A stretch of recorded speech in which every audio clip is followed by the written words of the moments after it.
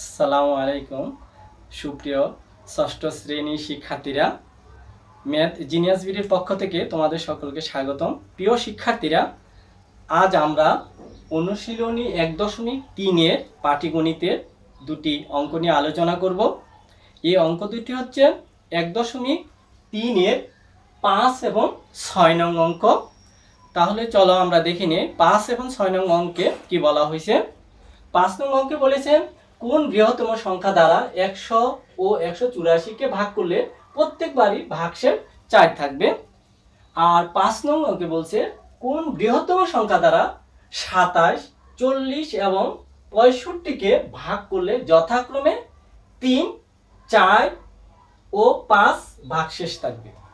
দুটি অঙ্ক অনুশীলনী। তাহলে চলো আমরা আমাদের মূল আলোচনায় চলে যাই। আমরা প্রথমে 5 নং অঙ্কটি সমাধান করার চেষ্টা করব, তারপর আমরা পর্যায়ক্রমে 6 নং অঙ্কটি। যখন তোমরা প্রিয় শিক্ষার্থীরা এই অঙ্কটি করবে, এটা মূলত লসাগু এবং গসাগু এর অধ্যায় থেকে নেওয়া হয়েছে। যে আমরা জানি যখন কোনো অঙ্কে বলা হবে যে বৃহত্তম সংখ্যা, তাহলে আমাদের বুঝতে হবে বৃহত্তম মানে হচ্ছে গসাগু। আর যদি বলা হয় ক্ষুদ্রতম সংখ্যা বের করতে, তাহলে আমরা সেটাকে লসাগু করব। আর আরেকটি কথা জানবে, তোমাদের যেহেতু আমরা লসাগু গসাগু প্রথমে আলোচনা করি না, তোমরা জানবে লসাগু কাকে বলে আর গসাগু কাকে বলে, লসাগু কি গসাগু কি।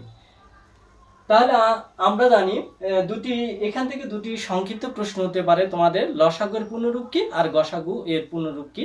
আমরা জানি লসাগু এর পূর্ণরূপ হচ্ছে লঘিষ্ঠ সাধারণ গুণিতক, আর গসাগু এর পূর্ণরূপ হচ্ছে গরিষ্ঠ সাধারণ গুণনীয়।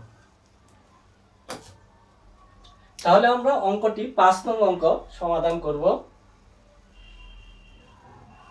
5 নং অঙ্ক যেহেতু বলছে কোন বৃহত্তম সংখ্যা দ্বারা, এমন একটি বৃহত্তম সংখ্যা আমাকে নির্ণয় করতে হবে যে সংখ্যাটি দ্বারা 100 এবং 184-কে ভাগ করলে প্রত্যেকবার ভাগশেষ 4 থাকবে, এমন একটি বৃহত্তম সংখ্যা আমাকে নির্ণয় করতে বলছে। আর যেহেতু বলছে 100 এবং 184-কে ভাগ করলে প্রত্যেকবার ভাগশেষ 4 থাকবে, তাহলে আমরা এই ভাগশেষটা যদি 100 এবং 184 থেকে বিয়োগ করে নিই, তাহলে বিয়োগ করে দেখি এখানে যে এখানে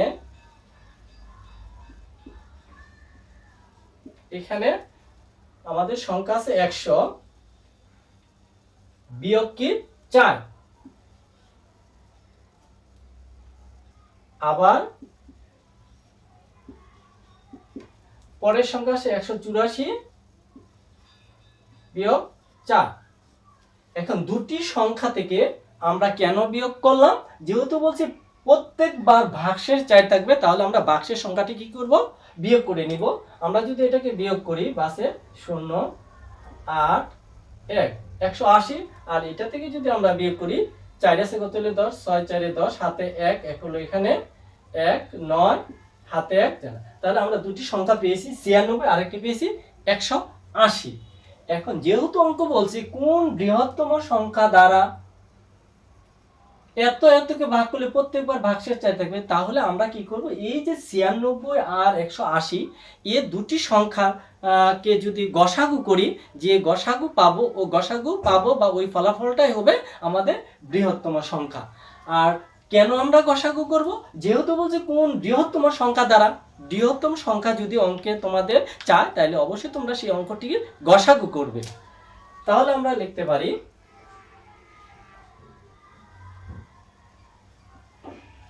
এখন 96 ও 180 এর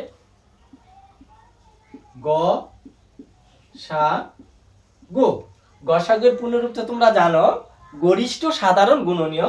এত এর গসাগুই হবে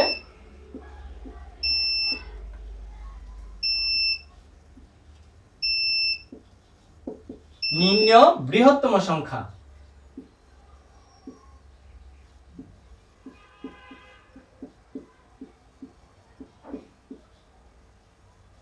তাহলে আমরা লিখলাম এখানে 96 ও 180 এর গসাগুই হবে নিম্ন বৃহত্তম সংখ্যা। এখন আমরা গসাগু করব। প্রিয় শিক্ষার্থীরা, গসাগুটা আমরা দুটি পদ্ধতিতে নির্ণয় করতে পারি। আর সবচেয়ে সহজ যে পদ্ধতি আমরা এখানে ওইটা দেখিয়ে দেবো, সেটা হলো ইউক্লিডীয় পদ্ধতি। যে ইউক্লিডীয় পদ্ধতি কাকে বলে, বা তোমাদের এটাও আসতে পারে যে ভাগ প্রক্রিয়ায় গসাগু নির্ণয় করার পদ্ধতিকে বলা হয় ইউক্লিডীয় পদ্ধতি। তাহলে আমরা এটা সবচেয়ে সহজ পদ্ধতি, ইউক্লিডীয় পদ্ধতির মাধ্যমে এই দুটি সংখ্যার গসাগু করব, অর্থাৎ ভাগ প্রক্রিয়ার মাধ্যমে।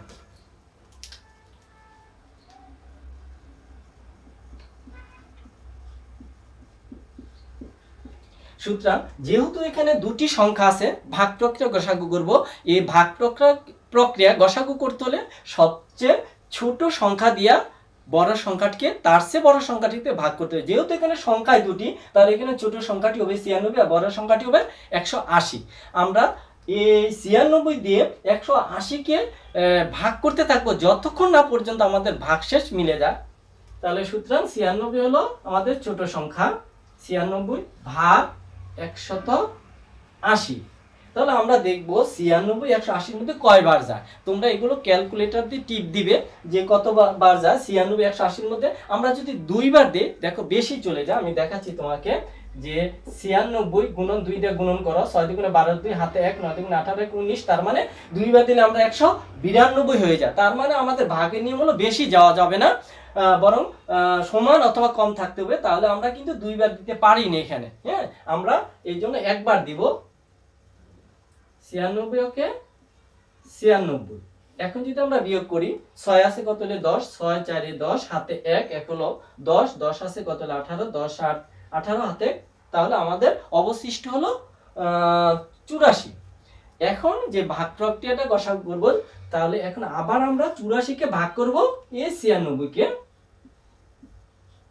96 আবার দেখো 84 96 এর মধ্যে কিন্তু একবারই যায়, দুবার যায় না। দুইবার দিলে বেশি হয়, আমরা দিব একবার। 84 ওকে 84। এখন যদি আমরা বিয়োগ করি, 6 থেকে 4 বাদ দাও 2, 9 থেকে 8 বাদ দাও 1, আবার 12। এখন আবার এই 12 কে আবার এই 84 দিয়ে 84 কে আবার 12 দিয়ে ভাগ করতে হবে, এই 84। তাহলে যদি আমরা 12 দিয়ে 84 কে ভাগ করি, তোমরা একটু গুণন করবে, নামতা পড়ো 12 নামতা। যদি তুমি 5 বার দাও বা 4 বার দিই, বা তোমরা দেখে নিবে, আমি তো দিতে পারবো 12 দিয়ে আমরা 84 কে, তাহলে 12 কে দেখি 5 বার 60, 7 বার কত 84। আমি যদি 7 বার গুণন করি, দেখো 7 গুণে 14 4, হাতে 1, 7 কে 7 থেকে 8, তার মানে আমাদের 7 বার যায় 84। হ্যাঁ, তাহলে আমরা যদি 7 বার দেই, 7 বার 84, তার মানে 7 গুণে 14 4, হাতে 1, 7 কে 7 থেকে 8, 84।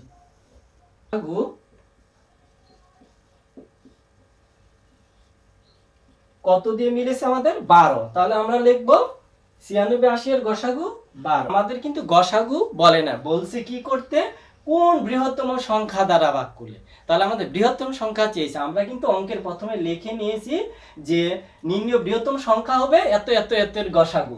হ্যাঁ, তাহলে আমরা কি করব, যেহেতু আমাদের এখানে জায়গা নেই প্রিয় শিক্ষার্থীরা, আমরা কি করব, এখানে লিখবো।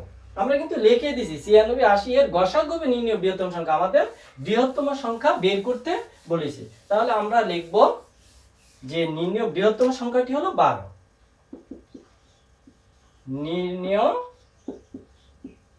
বৃহত্তম সংখ্যাটি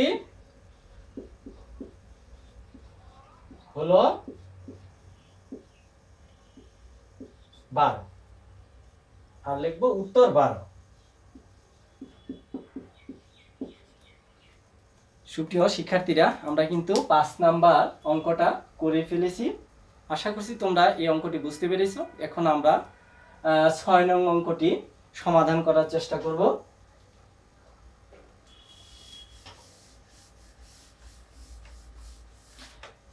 সুপ্রিয় শিক্ষার্থীরা, তোমরা একটি জিনিস খেয়াল করো, 5 এবং 6 দুটি অঙ্ক কিন্তু প্রায় সেম, একই। তোমরা ইচ্ছা করলে নিজেরা করতে পারো। তারপর আমরা অঙ্কটা করে দিব। 6 নং অঙ্ক বলছে, কোন বৃহত্তম সংখ্যা দ্বারা 27 40 ও 65 কে ভাগ করলে যথাক্রমে 3 4 এবং 5 ভাগশেষ থাকবে। তার মানে 27, যেহেতু এখানে 27 40 65, এখানে কিন্তু 3 4 5 থাকবে, মানে কোন বৃহত্তম সংখ্যা ভাগ করলে 27কে ভাগ করলে এত থাকবে, 40কে ভাগ করলে 4 থাকবে, 65 ভাগ করলে 5 থাকবে। যেহেতু এখানে তিনটি সংখ্যা দেওয়া আছে তাহলে আমরা প্রথমে এই তিনটি সংখ্যাকে বিয়োগ করে নিব। আর যেহেতু এই অঙ্কটিতে বলেছে বৃহত্তম সংখ্যা, তাহলে বৃহত্তম সংখ্যা চেয়ে আমরা বুঝতে নিব যে ওইটা গসাগু হবে। প্রথমে আমরা 6 নং অঙ্কটি সমাধান করব। যে এখানে 27 বিয়োগ প্রথম সংখ্যা 3, 40 বিয়োগ 4, 65 বিয়োগ 5। আমরা এই বিয়োগগুলো করে নিব। কেন করে নিব? যেহেতু বলছে এত এত ভাগশেষ থাকবে, এর জন্য ভাগশেষটা আমরা বিয়োগ করে নিব। 5 5 0 60, 40 বাদ দিলে 36, আর বিয়োগ করলে 7 থেকে 3 বাদ দিলে 4 আর 2 24। তাহলে আমাদের সংখ্যা থাকবে 24 36 65। আর যেহেতু বলছে কোন বৃহত্তম সংখ্যা দ্বারা, আমরা জানি বৃহত্তম মানে হলো গসাগু। এখন আমরা লিখব, এখন 24 36 ও 60 এর গসাগু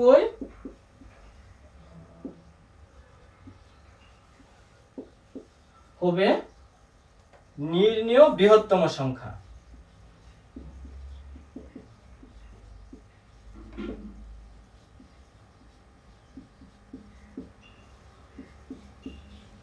তাহলে আমরা লিখে নিচ্ছি 24 36 ও 60 এর গসাগু হবে আমাদের নির্ণেয় বৃহত্তম সংখ্যা। আমরা আগের অঙ্কটির মতোই এই গসাগু করলে দুটো পদ্ধতিতে করা যায়। আমরা সবচেয়ে সহজ পদ্ধতিটি হলো ইউক্লিডীয় পদ্ধতিতে করতে পারি। তাহলে আমরা কিন্তু ওই পদ্ধতিটি এখানে প্রয়োগ করব। ইউক্লিডীয় পদ্ধতির গসাগুলো তিনটি সংখ্যা আছে, সবচেয়ে ছোট সংখ্যা দিয়ে তার চেয়ে যে বড় সংখ্যা তাকে ভাগ করব, ভাগ করে যে ফলাফলটা হবে আমরা পাবো, ওটাকে আবার পরবর্তী তৃতীয় যে সংখ্যাটা থাকবে ওইটাকে ভাগ করবো। এবার স্টেপ বাই স্টেপ ভাগ করতে থাকবো। তাহলে এখানে সবচেয়ে ছোট সংখ্যা দেখো 24, তার চেয়ে বড় হলো 36। আমরা এখানে 24কে 36 দিয়ে ভাগ করব।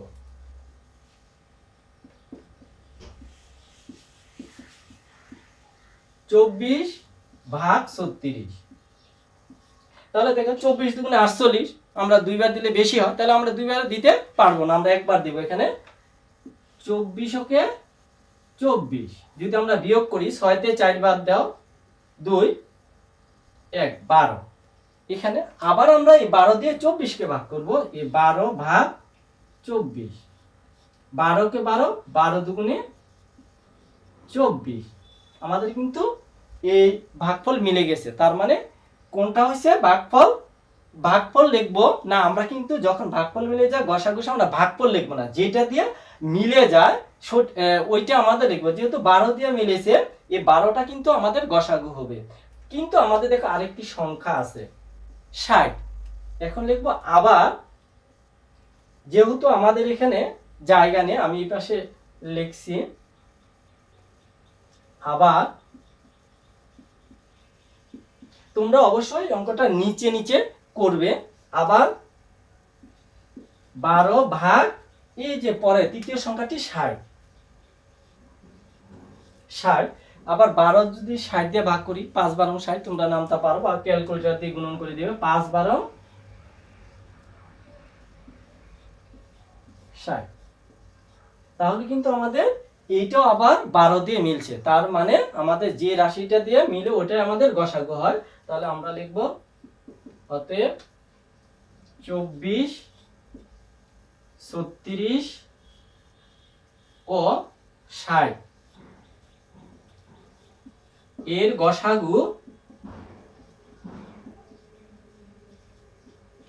12। আমরা প্রথমে গসাগু নির্ণয় করেছি 12, আর যেহেতু গসাগুটা হবে নির্ণয় বৃহত্তম সংখ্যা, আমরা কিন্তু লিখছি এত এত এর গসাগুই হবে নির্ণয় বৃহত্তম সংখ্যা। তাহলে আমাদের যেহেতু প্রশ্নে চেয়েছে বৃহত্তম সংখ্যা নির্ণয় করতে, পরে আমরা লিখব আবার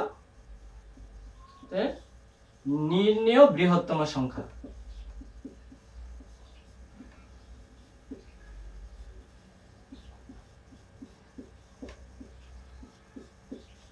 নির্ণয় বৃহত্তম সংখ্যাটি হলো 12। আমাদের উত্তরও কিন্তু 12ই হবে, যেহেতু উত্তর লিখতে হবে উত্তর 12। সুপ্রিয় ষষ্ঠ শ্রেণীর শিক্ষার্থীরা, আজ আমরা পর্যায়ক্রমে দুটি অঙ্ক করেছি। আশা করি তোমরা অঙ্ক দুটি বুঝতে পেরেছো। তারপরে যদি কোনো শিক্ষার্থী তোমাদের সমস্যা হয়, বুঝতে না পারো, অবশ্যই আমাকে কমেন্টস করে জানিয়ে দেবে। আমরা দ্রুত সেই কমেন্টসের উত্তর দিব বা সমস্যা সমাধানের চেষ্টা করব। প্রিয় শিক্ষার্থীরা, তাহলে আজকে আমাদের ক্লাসটা এখানে শেষ করতে হচ্ছে। তোমরা সবাই ভালো থাকবে। আসসালামু আলাইকুম ওয়া রাহমাতুল্লাহ।